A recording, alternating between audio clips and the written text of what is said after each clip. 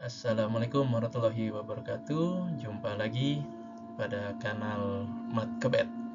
Kali ini kita akan mencoba menguraikan terkait teknik sitasi. Ini perlu kita gunakan terutama dalam hal melakukan penulisan, baik itu artikel lepas atau opini maupun penulisan artikel ilmiah. Apa saja yang akan diutarakan di dalam paparan ini itu terkait sitasi, sitasi langsung, sitasi dengan catatan kaki, dan bagaimana penyajian kutipannya. Baik, yang pertama kita perlu tahu dulu bahwa sitasi ini sangat penting digunakan terutama dalam penulisan akademik. Adanya sitasi ini untuk memperkuat argumen yang disampaikan di dalam tulisan tersebut. Nah, sitasinya ini nanti ada yang berbentuk sitasi langsung, ada juga yang berupa catatan kaki atau footnote. Bagaimana kemudian rangkaian sitasi itu biasanya dibangun dari konteksnya dulu, apa sih yang sedang diangkat isunya. Lalu pendapat yang diutarakan itu seperti apa, alasannya bagaimana, lalu bukti dukungnya apa saja. Nah, bukti dukung inilah yang kemudian dilakukan sitasi tadi. Datanya dari mana? Apakah dia merupakan peraturan perundang-undangan? Apakah sebuah publikasi yang resmi dari lembaga, instansi, ataupun hal lainnya? Juga mungkin teori-teori tertentu seperti itu. Itu yang kemudian disitasi menjadikan sebuah bukti dukung yang membangun argumen yang disampaikan tadi, pendapat-pendapat yang diutarakan dalam suatu kalimat untuk menjawab isu dalam konteks yang diangkat. Nah, yang pertama itu sitasi langsung. Jadi sumbernya itu disebutkan langsung pada konteks kalimat yang dirujuk dengan menggunakan tanda kurung biasanya. Jadi dalam satu paragraf yang sama. Biasanya digunakan dalam artikel lepas atau opini atau juga buku. Namun terdapat juga beberapa jurnal ilmiah yang menggunakan atau membolehkan teknik sitasi langsung seperti itu. Dan apabila ada penyebutan berulang, itu bisa disederhanakan dengan menyebut nama yang umumnya dikenal dari si penulis tadi atau hanya satu kata dari nama penulis, entah itu nama depannya, nama tengah, atau nama belakang.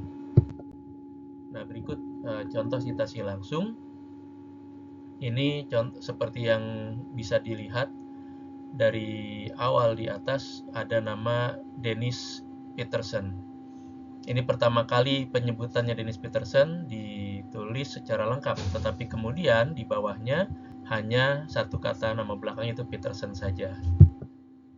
Nah, di belakang nama tersebut dicantumkan tahun penerbitan karya tulisnya, entah buku entah jurnal, lalu berikutnya halamannya.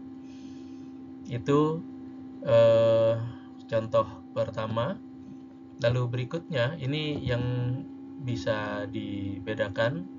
Pertama kita lihat dulu ketika cuplikan itu menyebutkan pendapat orang lain seperti tadi Ernest J. Wainwright, itu dicuplik oleh Dennis Peterson yang kemudian digunakan lagi dikutip di dalam buku tersebut sehingga Dennis Peterson-nya ada di dalam kurung. Nah, contoh berikutnya, nah ini, jadi dia namanya itu di luar. Yang tadi namanya di dalam satu kurung yang sama, sekarang namanya itu di luar, baru dalam kurung tahun dari karya tulis tersebut beserta halamannya. Kemudian untuk tahu dari mana atau judul lengkapnya dari tulisan tersebut, ya biasa tinggal dilihat di dalam daftar pustaka nantinya. Oh, tulisan Lawrence Friedman di tahun 98 judulnya apa, seperti itu. Berikutnya sama juga seperti yang tadi pertama. Di sini ada penggunaan Lawrence Friedman, penggunaan pertama dia ditulis lengkap namanya, lalu kemudian paling bawah hanya disebut Friedman-nya saja, nama terakhir yang digunakan. Seperti itu. Kemudian yang berikutnya adalah sitasi catatan kaki, atau biasa disebut footnote lebih familiarnya dengan bahasa Inggris. Dia ada yang dicantumkan dalam halaman yang sama, ada juga dalam halaman tersendiri, dia terpisah dari kalimat utamanya. Lalu metode atau stylenya itu juga tersedia beragam. Ada yang Chicago Manual, ada yang Oxford Standard, bahkan di Australia untuk karya tulis ilmiah di bidang hukum ada standarnya, itu Australian Guide to Legal Citation. Selebihnya masing-masing jurnal pun terkadang memberikan standar tertentu untuk penulisannya, termasuk juga perguruan tinggi, mereka menganut style tertentu. Nah, ketika adanya penyebutan berulang, maka ada sebuah penyederhanaan juga, yaitu dengan menggunakan ibid, logcheat, ataupun opcheat, seperti itu. Ibid apabila urutan daripada catatan kaki itu masih penulis yang sama di atasnya dengan yang di bawah langsung, sehingga cukup disebut ibid, lalu halamannya halaman berapa atau halaman yang sama silakan.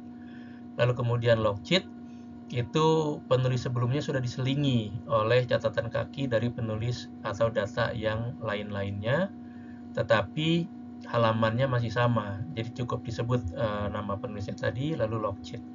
Kemudian berbeda dengan opcheat, dia sama setelah diselingi juga sebagaimana logcheat, hanya saja opcheat ini memiliki halaman yang berbeda, sehingga setelah nama penulis, opcheat baru disajikan halaman yang dirujuk itu di halaman berapa.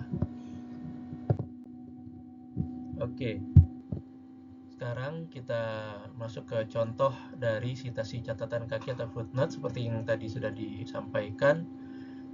Nah, ini salah satu contoh menggunakan Australian Guideline tadi.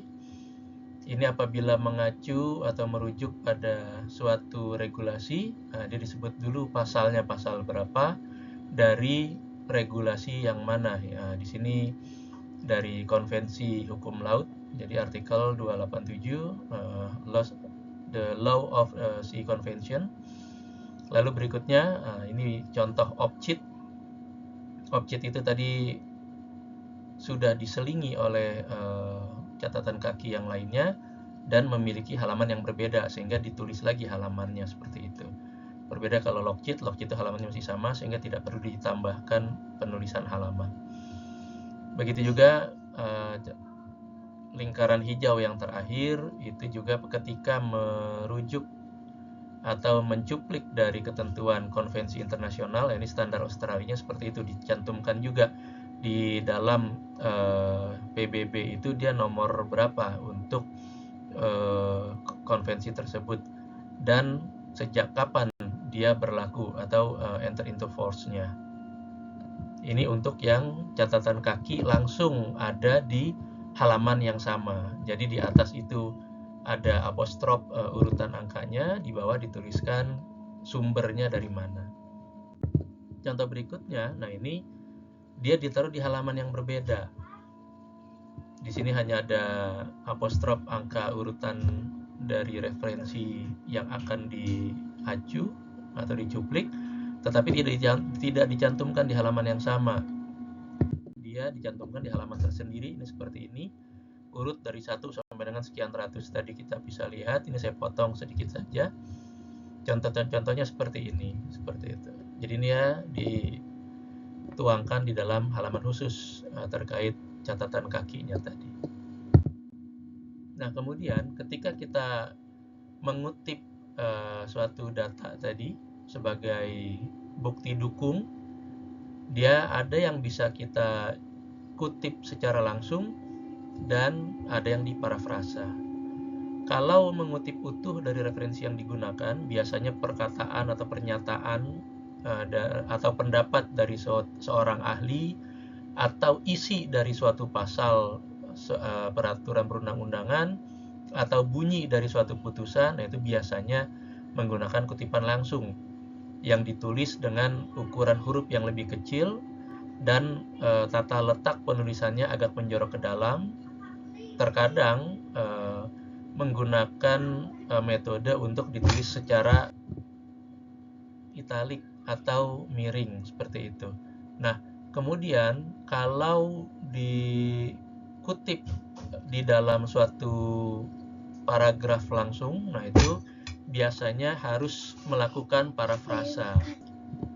Nah, fungsi parafrasa ini sendiri itu untuk menghindari dari plagiasi. Jadi kita ubah narasinya, redaksinya tanpa mengubah dari makna apa yang dinyatakan dalam referensi yang kita kutip tadi. Dia ditulis langsung dalam paragraf yang sama dengan atau tanpa menyebutkan nama atau sumber referensi tadi.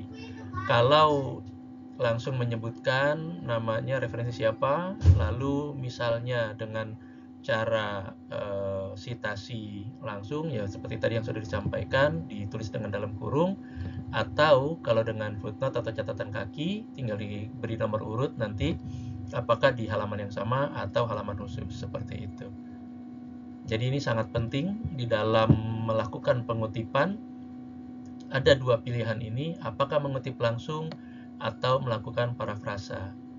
Apabila mencuplik secara utuh, maka lakukanlah kutipan langsung, tetapi apabila dicantumkan dalam satu paragraf secara langsung, secara utuh di dalam paragraf yang sama di dalam pendapat yang diuraikan, tanpa melakukan penulisan khusus yang dilakukan dengan teknik tadi, dengan huruf yang lebih kecil, tata letaknya agak menjorok, maka lakukanlah parafrasa agar tidak dianggap melakukan plagiasi, seperti itu.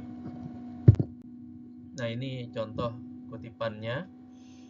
Jadi menurut Mulder dalam buku apa, sebagaimana dikutip oleh Prof. Barda Nawawi Arif, ini karena kutipan langsung ditulisnya agak menjorok dan dengan huruf yang agak kecil atau lebih kecil, biasa 1 atau 2 poin, dan disajikan dengan huruf italik atau miring. Begitu juga yang bawahnya dinyatakan oleh Sedman et al. Sebagai berikut. Nah, ini mengutip secara langsung dan utuh bunyi dari sumber tersebut, yaitu dari tulisan atau pendapat Sedman dan kawan-kawan. Kalau parafrasa, ini salah satu contohnya. Jadi teks aslinya itu berbicara bahwa perubahan hukum yang dapat memengaruhi perubahan sosial sejalan dengan salah satu fungsi hukum, yakni fungsi hukum sebagai sarana perubahan sosial, yaitu atau sarana rekayasa masyarakat social engineering.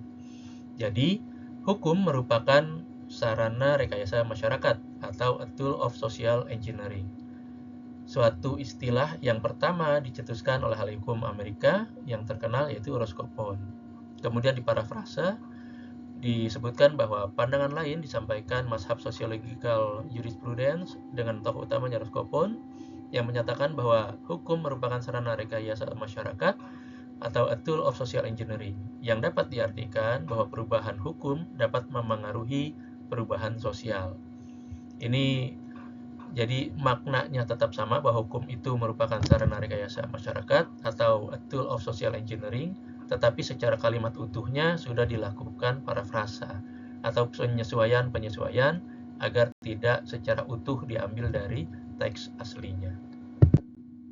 Nah, berikut contoh sitasi yang salah sempat saya temukan juga di salah satu tulisan. Di sini kutipannya sitasi yang secara langsung, tetapi yang ditulis adalah Universitas Terbuka tahun 2023. Mengapa dikatakan salah? Karena yang dikutip itu ternyata buku yang ditulis oleh seseorang, yaitu Fatmawati Khairuddin. Tetapi penerbitannya memang dilakukan oleh Universitas Terbuka, sehingga penulisan itu harusnya nama si penulisnya, bukan nama penerbitnya. Kecuali kutipan tersebut memang data yang dikeluarkan oleh suatu instansi atau lembaga. Contoh yang di bawah ini. Jadi dinyatakan bahwa sistem rantai dingin merupakan penanganan ikan bla bla bla yang akan ditangkap atau dipanen, didaratkan, didistribusikan, serta dipasarkan hingga ke tangan konsumen. Ternyata narasi tersebut atau pernyataan tersebut itu didapatkan dari suatu buku berupa petunjuk teknis sarana sistem rantai dingin dan pengolahan hasil perikanan, yang memang tidak disebutkan siapa penulisnya karena ini tim dari Direktorat Pengolahan Hasil. Jadi penerbitan atas petunjuk teknis itu diterbitkan atas nama direktoratnya, suatu instansinya. Baru boleh disebutkan langsung instansinya, bukan penulisnya, seperti itu. Itu barangkali yang dapat saya sampaikan dalam tema kali ini untuk teknik citasi. Semoga bermanfaat untuk rekan-rekan para penyimak kanal Matkebet. Terima kasih, sampai jumpa pada video berikutnya.